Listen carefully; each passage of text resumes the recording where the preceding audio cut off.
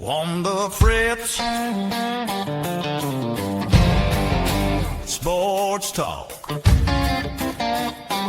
Every play, every hit, each touchdown. Live from D&D Studios, where if it's orange, it matters. Here's your hosts, David and Dustin.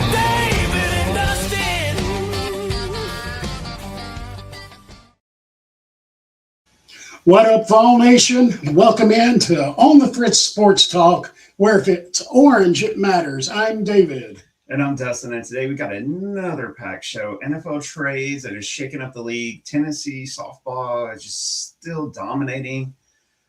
Baseball, SEC baseball opening up this weekend.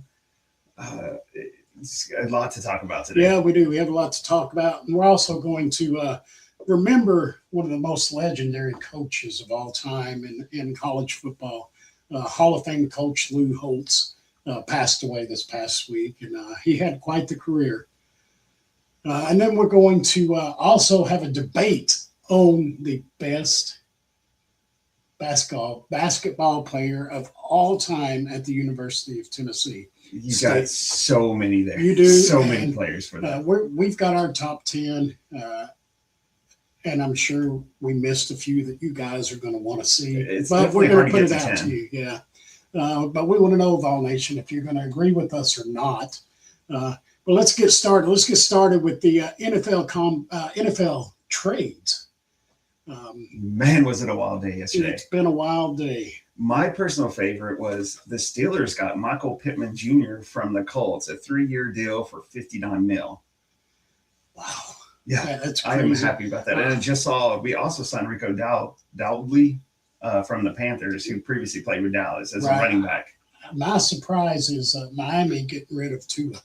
And then signing Malik Willis, a career backup, to a 3-year, $67.5 million deal. Yeah, and Mike Evans. To the 49ers. Yeah, is that not crazy? Wild.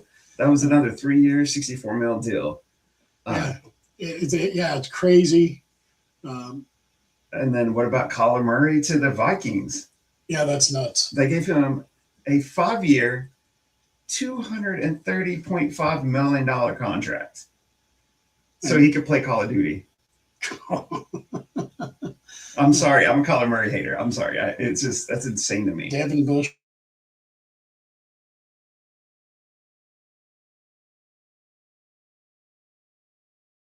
Absolutely hate Max Crosby to the Ravens. And why do you hate that? We got to play against him twice a year. Yeah, I don't have to worry about that. But he got a 3-year, $106.5 million deal. Yeah. Now, I thought he was going to be a career Raiders guy. I mean, he just seems to embody the Raider, aesthetic and everything. Right. Yeah, just crazy trade deal. But, I mean, you're not going to turn down that money either. Yeah. But then the Cardinals replace Kyler Murray with Gardner Minshew, who I think is a good quarterback. He doesn't get sustainable time, longevity in a season to show it. But they gave him a 1-year, $5.75 million deal. Yeah, and I think there's more to come. These quarterback trades are going to get crazy. Yeah. Kirk Cousins is being released by the Falcons. They're signing Tua to a 1-year deal. That could make Atlanta scary. If he can stay healthy. If he can stay healthy. The one team I think you're going to have to watch out for next year, though, is the Saints. Not only do they have Alvin Kamara, they also signed Travis Etienne to a 4-year, $52 million deal. So you got a two-headed monster in the backfield now. That's scary. That kind of reminds me of go back to the cobweb days at Tennessee. Yeah. Two-headed monster down there in New Orleans is going to be interesting to see. Yeah, and then Rashawn Gay to the Cowboys for a 4-year, $96 million deal. And then Minka Fitzpatrick to the Jets. I don't like that trade. Like 4-year, $40 million. I feel sorry for the guy. I do too. Except for the money. But it's the Jets. You're never going to win. They had their time. Decades ago. 50 years ago. But yeah, it's a wild day, and it's stuff still going on Yeah, today. Like I and said, we'll we see got what Rico happens today. today in NFL Yeah. trades. There'll be a lot more come down. How about this Lady Vols basketball team? I know the coach said they deserve to be in the NCAA. You haven't shown me any reason why you should be in the NCAA. Let's listen to what she said here. And continue to try to be a different team. Sorry about that. Let's play that. Do you feel like this team deserves to make the NCAA tournament? And if so, why? What is your argument for that? Yeah, I do. I think we've played the hardest schedule in the country. I think the majority of that came in February, but we have significant wins, and I think that we hope to get in and continue to try to be a different team. I will agree with one thing there. They did have the hardest schedule in the country. But you only beat 2 ranked opponents. You did. In back-to-back weeks. You beat Bama 70-59, and you scraped by Kentucky 60-58. And I don't think that's enough to justify getting into the tournament. I don't either. They've lost 7 straight SEC games, including the tournament game. And I think we spoke last week. I really think this is a type of team where you just should not participate in any postseason stuff. You need to get back in that locker room. You need to find some clear leaders, find out who's staying, because I feel like we're probably going to lose some of these women. Most of the team. Yeah, I think there's the way the transfer portal is now. I'm almost certain we're going to lose some players, and I can't justify paying for a team to go to the NIT or whatever that lesser one is. I just don't see the reasoning for it.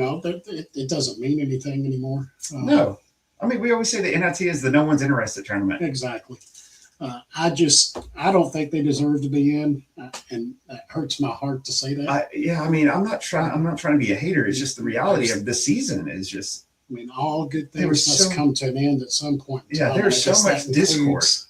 The Lady Vols being in the NCAA tournament. This will be the first NCAA tournament in history Lady Vols have not been in. Yeah, I mean, there's still a slim margin they get in, but I can't justify it. I can't either. But does this put them on, maybe the Alabama side of things in football? They're the Lady Vols. Is the NCAA going to look at it? They've been in every one. We can't leave them out. You see that a lot in college athletics. Like I say, the top 25 in football, you always have Auburn and these teams, and more times than not, they finish the season not in the top 25. Yeah. And it's just because of what you previously did. Exactly. A sloppy Duke or North Carolina team is always going to get in the NCAA tournament in basketball because of their pedigree of what they pass at.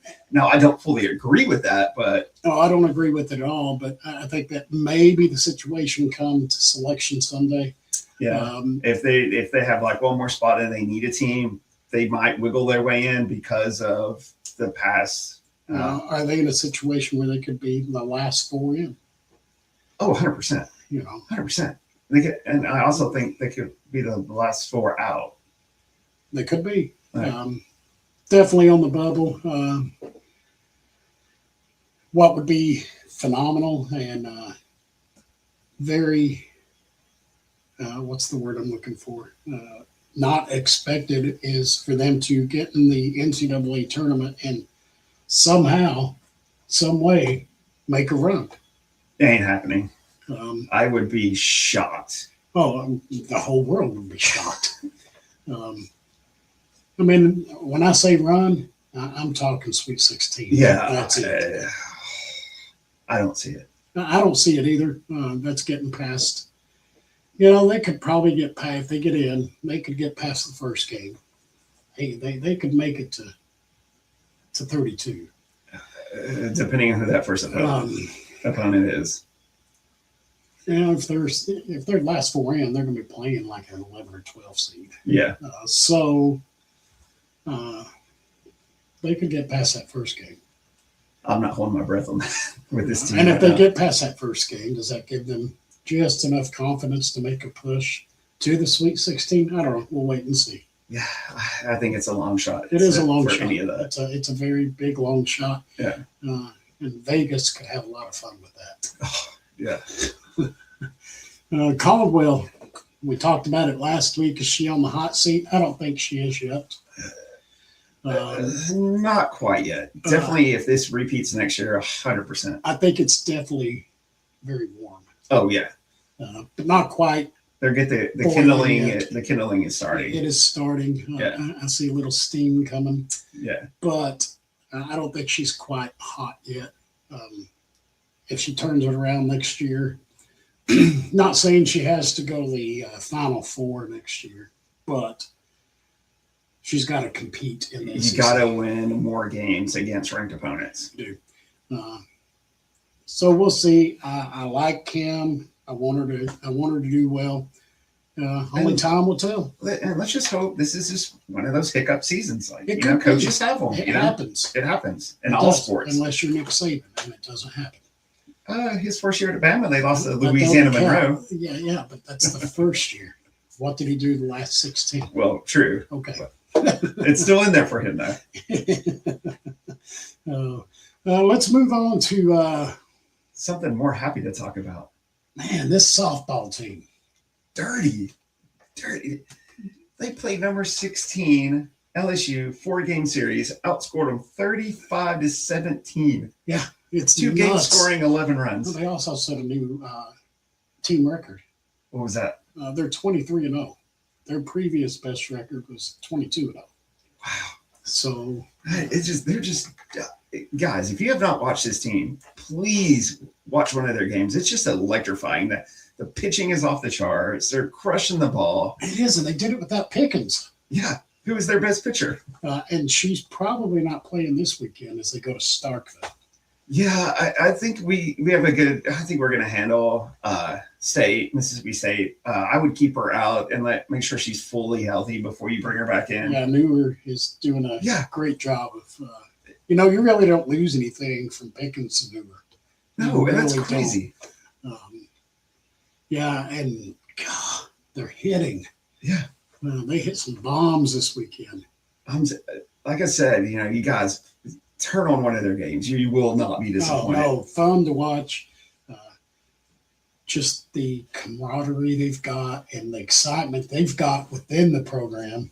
What the women's basketball team needs is what the softball team has, with Exactly. the players all buying in. They congratulate each other. They bring each other up. I mean, you can tell on the field that it is a sisterhood. Now, what Karen is doing with that softball team can go through all major sports at the University of Tennessee. Oh yeah. I think we previously talked to it. Like, that's one thing I love about Tennessee, and I'm sure it may happen at other schools, but like, for whatever reason, all the coaches at Tennessee root for each other. I mean, Yeah. you remember when Bruce Pearl showed up do. to the ladies' game Yeah, and orange paint? And orange. I mean, you've never seen that before. Nope. And still, too, coaches, even previous coaches, they've spoke about if they were having problems or they needed advice, they went to Pat Summit. That was the first person they went to. They didn't go to the AD or, their preacher or anything. They went to Pat. Would there have been anybody better to go to than Pat? Oh, absolutely not. I'm just saying that shows how much camaraderie within the coaches there. You have coaches showing up at the swim meets. You have the swim meet coach showing up at track meets. It's, it's a brotherhood within that. It is. Staff I like at the way Tennessee. they support each other. Yeah, it's awesome. Yeah, And it should be like that. it should be at every school. Yeah, You know, 100%. and it's not. No, That's what's sad. you're not going to see Nick Saban at a track meet, I don't think, unless he's trying to convert one of the guys to the football team. Or that guy down in LSU. Yeah. What's his name? Yeah, he's not showing up to a softball game unless he's dating one of the players. Oh, wait, I didn't say that. But guys, pay attention this weekend. They go to Mississippi State. Should be a fun series. Major test down there. Mississippi's not a bad team. No. 16th or 17th. It's going to be tough. I didn't expect them to sweep LSU this No, weekend. not at all. LSU is a strong team. LSU is a strong team. Tennessee, obviously, a stronger team. 35-17, they outscored. Yeah, it's nuts. It's the most points they've given up in a weekend. Again, video game numbers. It is. It's literally like watching somebody playing a video game. So I'm looking forward to this weekend. Also this weekend, the men's baseball team, the Vols, baseballs, travel to Georgia. Tough place to go for opening weekend of SEC. Yeah, and after that series with Wright State, I'm still very hesitant with this team. They're very, very, very, very young. Young team, new coach. The players wanted him there, so they've got to step up to keep him. Because the way Tony built up this baseball team, just like with Kim, if you don't win, you don't get 4 or 5 years anymore in that position. Right. You get maybe 3, maybe. And I don't think he'll get 3. The way it's looking now, I hope the best because I want this team to win because I love seeing the Tennessee brand all year long in all sports. I mean, they've got the potential.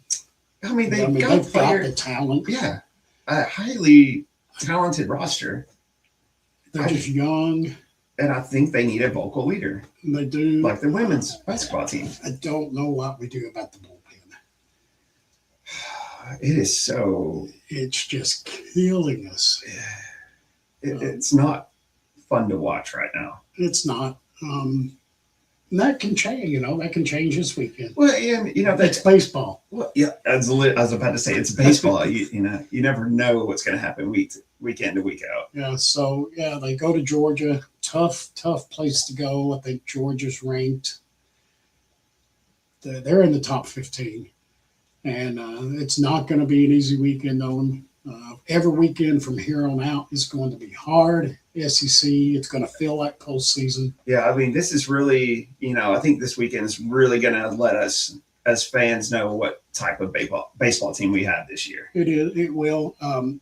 Let's really hope we can go down and take 2 of the 3. Yeah. I think it's going to have to be a Friday, Saturday win. I don't think they can pull a Sunday win. I could be wrong. I just but Sundays have been our worst days. Yeah.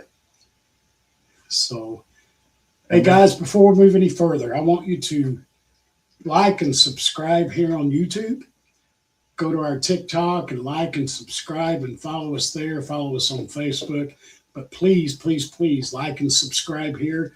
We are on TikTok.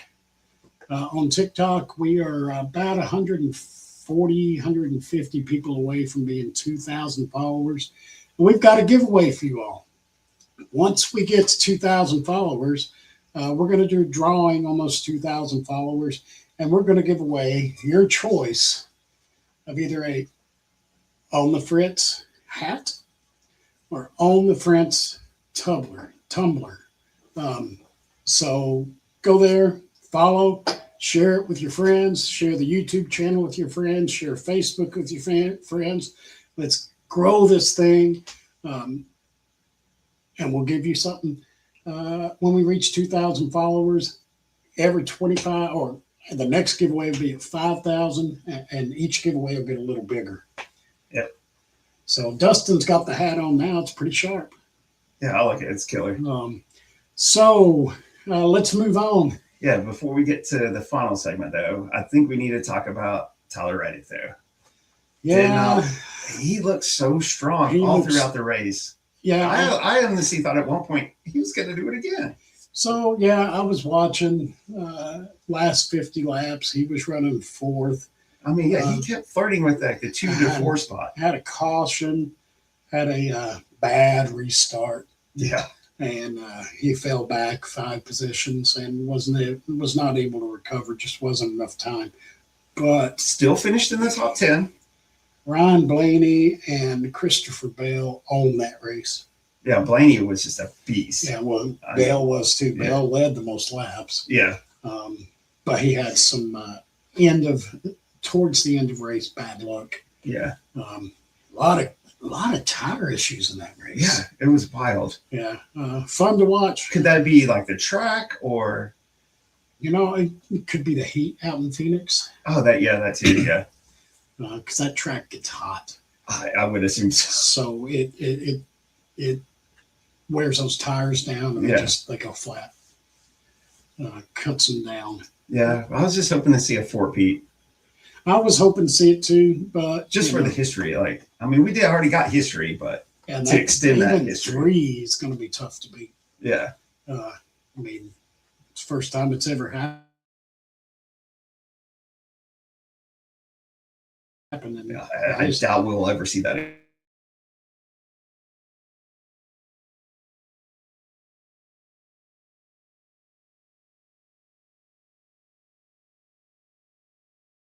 Actually keep that car humming the way it is. Yeah, me too. One wreck and your season could be done because it's hard to duplicate what you have in a car when it's running perfect. This week, I believe they're in Vegas, which is another hot track.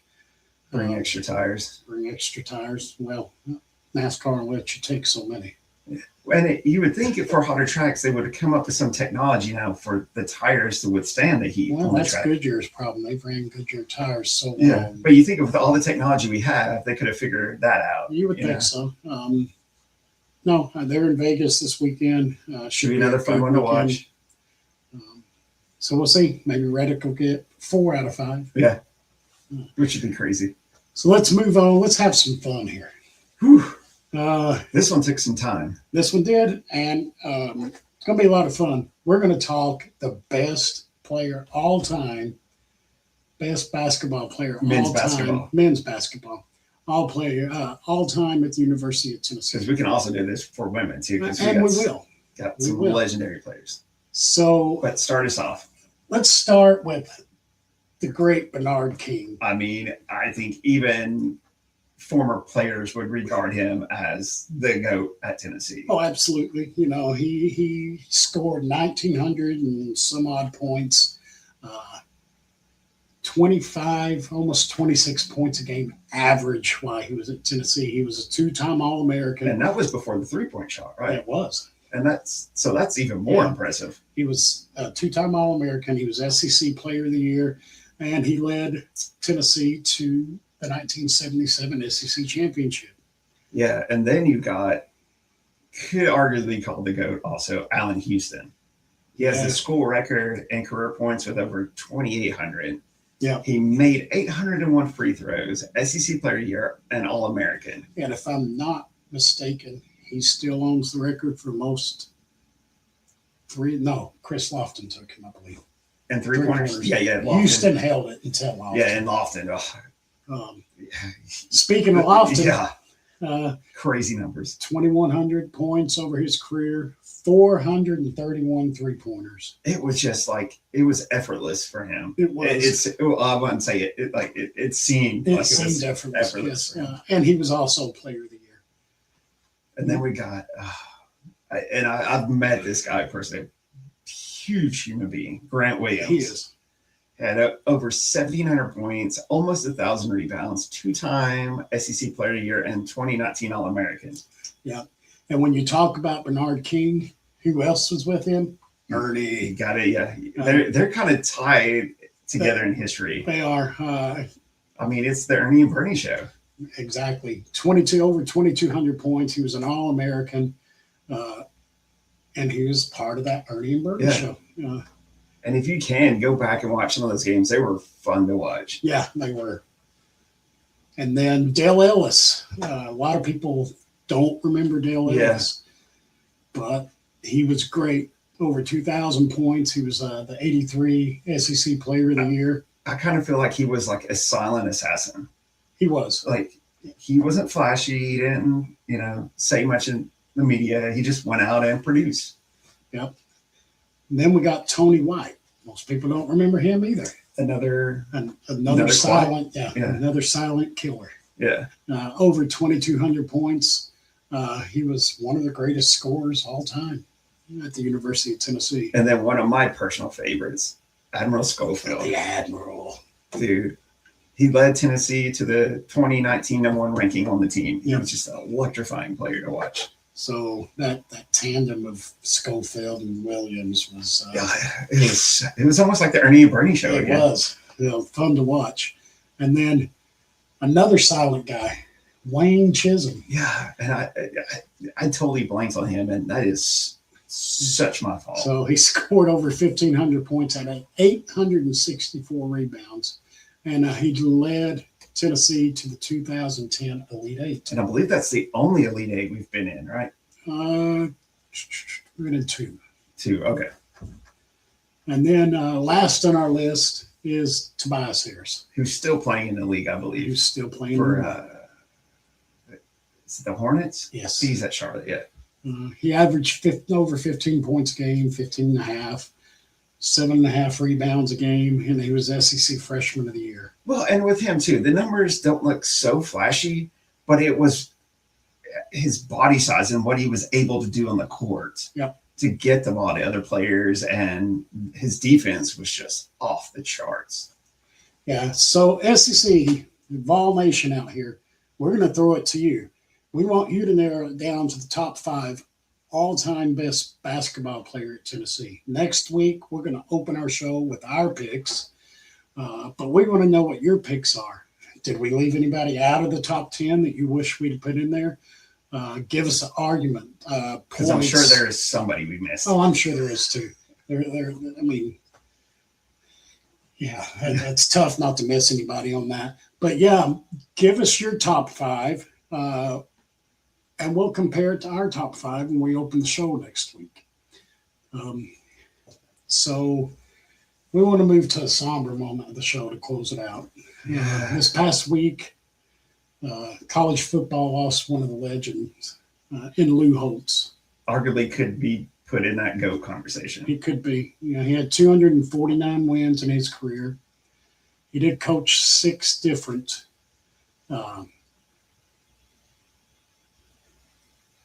college teams. Yeah.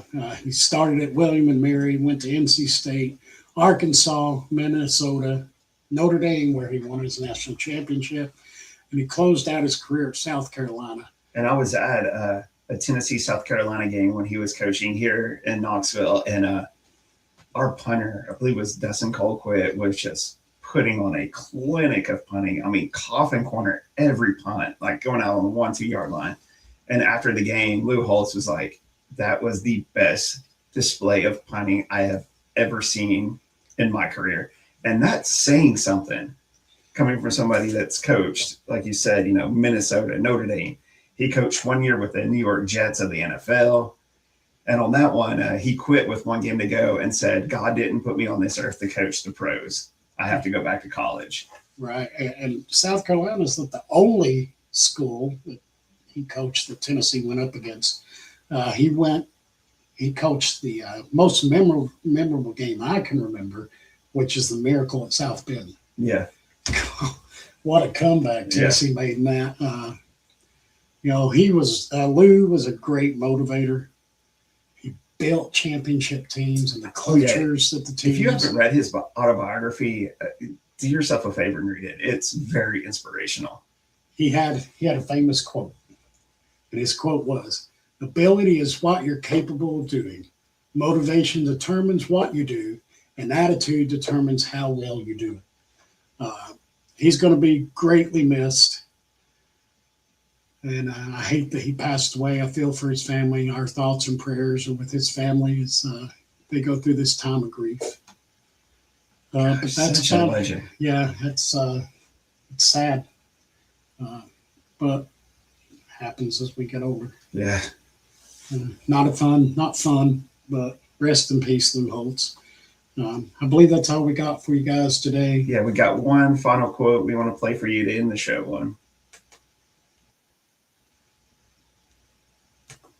Okay, to remember the word win, what's important now? Ask yourself, that's what I want to do. What's important now? Evaluate the past, focus on the future, tell you what you have to do in the present.